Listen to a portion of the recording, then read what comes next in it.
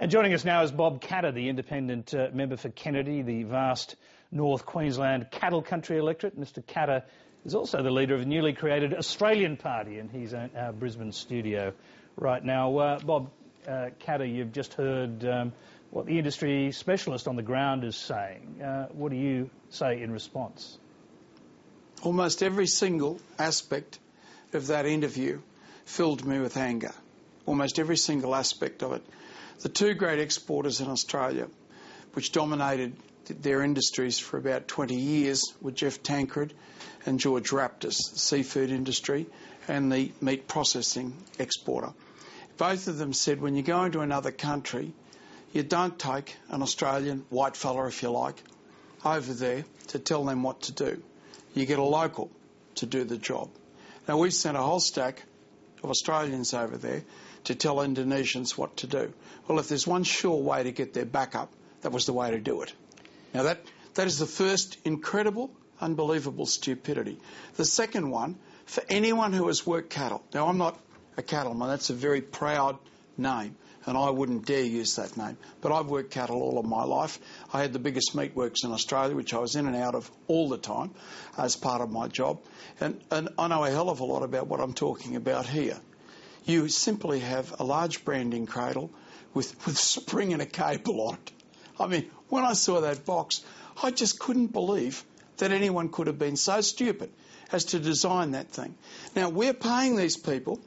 Every sale of our ox, the Australian Beef Producers Association, under John Carter, said if you set this up as you are setting it up, Mr National Party, and I'm not trying to have a go at the party here, I'm just saying that they told the party people and the Deputy Prime Minister, if you set it up this way, then it will be run by the processors in the interests of the processors. Last week, the processors put out a document saying, and I quote you, that's live exports, could curb beef export opportunities. Well, they most certainly solved that problem through the body that they dominate. We pay for it. It's $5 out of every time we sell an ox.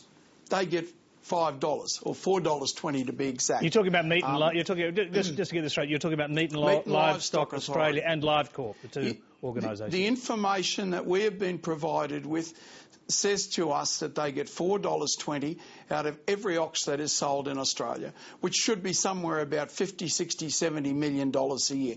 Now, that's what they're getting to look after our interests. This person tonight admitted that they knew what was going on, that they'd sent people in to have a look at this. They knew what was going on, and they've known for years and years and years about it, and they've done absolutely nothing about it except to provide a stupid box. Now, you know, the government, what have they done? They've punished the beef producers. I mean, these people live on our frontiers, and I can tell you, they don't live particularly well. They do it very, very hard, and we deeply appreciate what they're doing for our country. So who's going to pay the penalty for this incompetence? Who's going to pay the penalty? Those poor people up there in Northern Australia, our frontiersmen, they're going to pay the penalty. They're going to lose $150 million. The people that were responsible for it will go off completely unscathed. And everything I heard tonight would indicate to me, as did my discussions at the highest level with government, that they are going to do absolutely nothing of any effect whatsoever.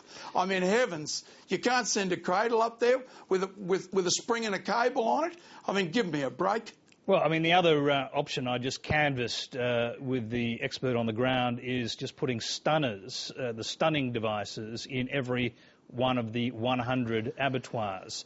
Now, there are issues in each of these places, but they've been there for 18 years. The steel boxes, in fact, have been there for 10 years. And apparently during that period of time, no one's kind of noticed what's going on. Well, of course they've noticed what's going on. And they've done nothing about it, and they've been paid a fortune to carry out things in a toweringly incompetent manner.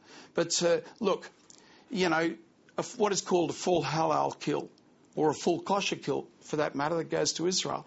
I mean, I don't want to go into the religious details And I don't want to tell people how to practice their religion. That is the height of arrogance. And we would deserve to be condemned if we went down that pathway. But if you can go to stunners and their religious people accept it, that's marvellous. That's very simple. That's very easy to do. I mean, anyone can open up an abattoir, ring up on the telephone. I'll give the MLA the phone number because obviously they haven't got the phone numbers where you can buy some stunners. Now, we're losing $150 million and they can't find the money to put some stunners up there. Well, please get out of the way because I can probably provide you with thousands of people that can do the job that clearly you can't do. Who should provide compensation for the cattle farmers caught at the apex of this crisis, the very people you're talking about, whose fault it isn't, because they had no idea what was happening to their cattle? Let me be very, very clear on this. The Meat and Livestock Authority is paid $4.20 for every beast. That seems to me to be, and I may stand corrected, about $50 or $60 million a year.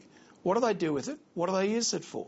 This is the very reason why they are paid that money. And I would think that there is a duty of care which has been breached here legally. Now, I don't profess to be an expert in the field of the law, but I don't have to be to see that there has been a breach of duty of care here. Now, the government that is responsible for the MLA, they were told by Carter and the ABA that they would be dominated and work in the interests of the meat processing industry, which is in the main now foreign-owned, if the MLA was set up this way. Now, here is a very clear-cut case where this was very much in the interests of the meat processing industry, because what it's going to do is tumble cattle prices throughout Australia. 500,000 head of cattle will now have to, and the cattlemen will have to pay $250 on average between the West Australians and North Queenslanders. We'll have to pay an average of $250 to get the beast down for processing when the beast is only worth about $800. I've got to interrupt you there. I mean, you're not suggesting you're not suggesting some kind of conspiracy here where the large beef interests are going to take over the small interests as part of this process, this crisis. No. So what are you saying? I've never been into conspiracy. Well, you said follow the money trail and you can see who's profiting from this cruelty. What do you mean by that? Well, it's very clear.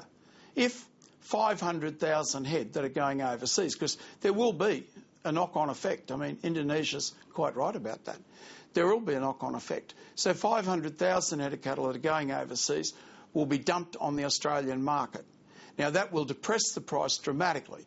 So the cost of production in our meatworks throughout Australia will drop dramatically. Because there's only two sellers of beef in Australia, Woolworths and Coles, there'll be no benefit for the Australian consumers, but there will be great benefits for the meat processing interests. I mean, there's no conspiracy here. I mean, quite frankly, it's transparent. And it was told all the time that the MLA would serve the interests of the meat processing industry, and that's exactly what has occurred here. Let's go to. They knew the problem was there. They did nothing about it. Let's go to this threat from Indonesia to take Australia to the World Trade Organisation, alleging discrimination, and they're basically arguing the same practices happen in Malaysia and possibly other places where Australian cattle are exported. Look, Tony. Maybe my own personal prejudices come in here. As a lad of 18, I was handled an SLR rifle. I was told to give 3 telephone numbers, and I was on 24-hour call-up to go and fight a war against Indonesia over the supply of fuel. We had to protect our oil pipeline and our source of oil.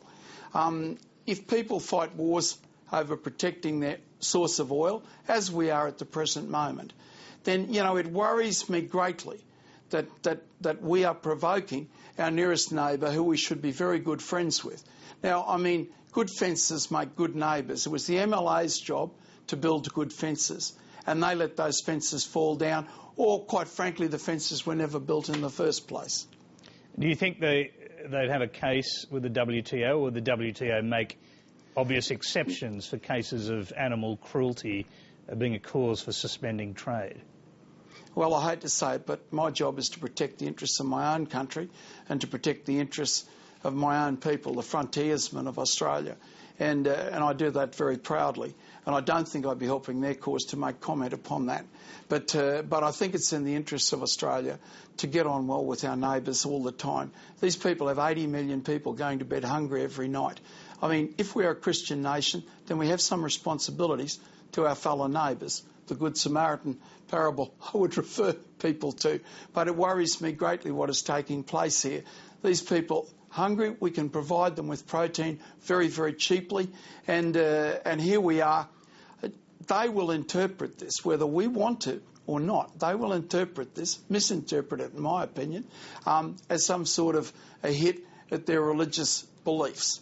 Now, truly, the people that have rung me up, Tony, actually were all cattlemen, and they were horrified at the cruelty. I mean, if you're in the cattle business, you love your cattle. You don't want them to be tortured like that. And they rang me up very, very angry about the way the cattle were being treated. Now, of course, they are the people that are going to be mistreated very, very badly. I mean, a lot of these people are going to be bankrupted. If they're selling the cattle for $750 a head, now they've got to dump them on the Australian market, less $250 for cartage costs. Well, a lot of them are going to go broke. So, I mean, where they were sorry for the way that their cattle were being treated, well, now I'm very worried for them. Bob Caddo, we'll have to leave you there. We thank you very much for taking the time to come and talk to us tonight.